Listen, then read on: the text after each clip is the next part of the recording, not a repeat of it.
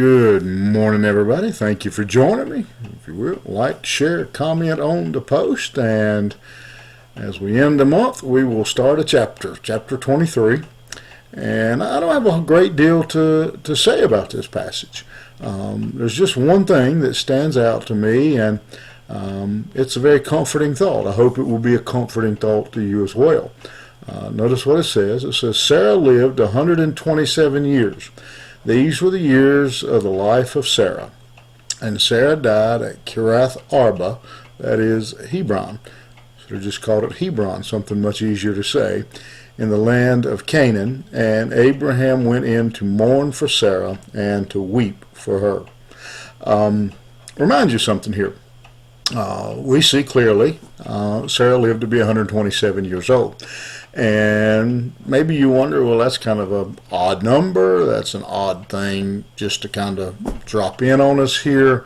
Just kind of random. But can I hopefully maybe share something that speaks to me out of that? What I see in that number is the goodness of God. Not just because it's 127 years, but because remember how old Sarah was when Isaac was born? She was 90 years old when Isaac was born. That's too old to have children. It's also most likely, if you have a child, should you have a child at 90, there's a really good chance you won't live to see that child grow up.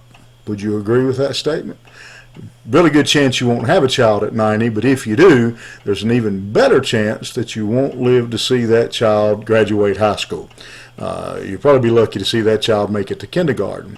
But God gave Sarah 37 more years with this child.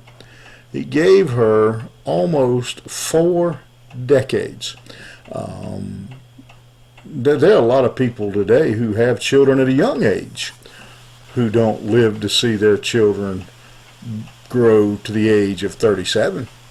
But God gave Sarah all this time with her son to influence, to teach, to be a blessing to her. She waited so long for a child. Everything, every little detail of our life is in the consciousness of God. God doesn't miss a trick, as they say. He is compassionate. To me, this just shows the compassion of God for Sarah and for Isaac. Here's Isaac. He's, I said, I don't know. I think, for me anyway, I don't know how some of you are, but for me, I think, every boy needs his mama. And Isaac had his mama for 37 years when she was 90 when he was born. Isn't God compassionate? Isn't God good? God thinks these things through. He knows what he's doing.